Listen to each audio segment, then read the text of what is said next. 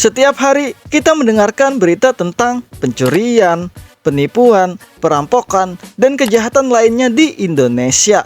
Angka kriminalitas terus menjadi perhatian. Tapi, kenapa tingkat kriminalitas di Indonesia masih cukup tinggi? Apa faktor penyebabnya? Nah, di video ini kita akan coba kupas alasan dibalik tingginya tingkat kejahatan di Indonesia dan cari tahu solusi untuk mengatasinya hanya di Kelas Santai.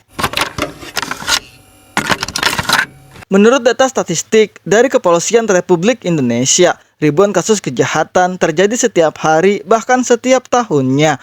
Mulai dari kasus pencurian, kasus kekerasan, hingga kasus kejahatan digital yang semakin meningkat. Kalau dibandingkan dengan beberapa negara Asia Tenggara, tingkat kriminalitas di Indonesia masih cukup tinggi. Kasus kejahatan enggak hanya terjadi di kota besar, tapi juga di daerah pedesaan.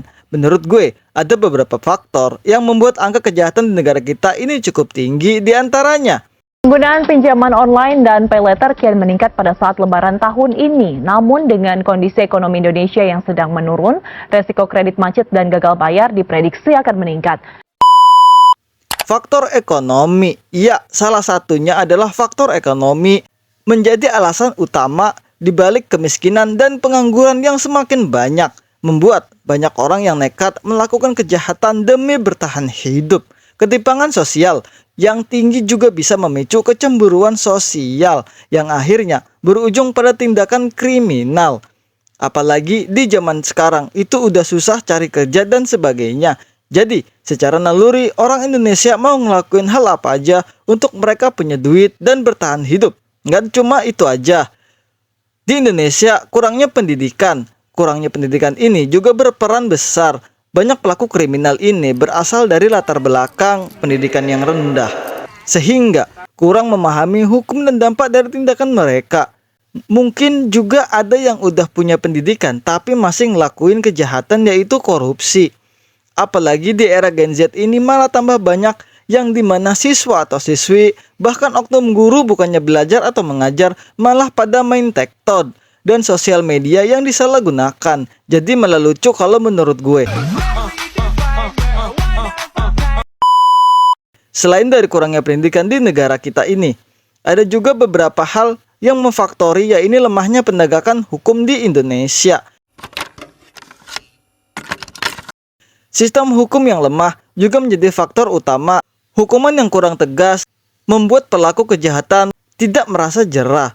Selain itu, banyak kasus korupsi baik di lembaga hukum atau lembaga lainnya yang membuat banyak kasus tidak terselesaikan dengan baik, yang membuat kasusnya cuma stuck di situ-situ aja. Februari 2025, Kejaksaan Agung menahan sebanyak 7 tersangka kasus dugaan korupsi. Faktor selanjutnya adalah faktor sosial dan juga lingkungannya. Nah, ini dia guys, lingkungan yang buruk bisa mempengaruhi seseorang untuk melakukan kejahatan. Pergaulan dengan kelompok kriminal seperti geng motor atau premanisme bisa membuat seseorang terjerumus di dalam dunia kejahatan. Nggak cuma sampai di sini, karena sekarang zaman udah canggih, banyak kejahatan yang difasilitasi, ya ini karena teknologi dan media sosial. Apalagi di era digital, kejahatan semakin berkembang. Banyak yang jadi oknum penipuan online, peretasan data, dan ujaran kebencian di media sosial yang semakin marak. Banyak pelaku memanfaatkan teknologi untuk melakukan kejahatan tanpa harus perlu turun ke jalanan. Nggak cuma itu aja, dampak kriminalitas di Indonesia berdampak besar bagi masyarakat Indonesia. Tingginya tingkat kriminalitas yang tinggi berdampak besar bagi masyarakat. Ada rasa takut dan ketidakamanan yang sangat meningkat. Banyak orang menjadi korban kejahatan, baik secara fisik maupun finansial. Selain itu, kriminalitas juga merusak moral dan nilai sosial dalam masyarakat. Lalu, apa solusinya?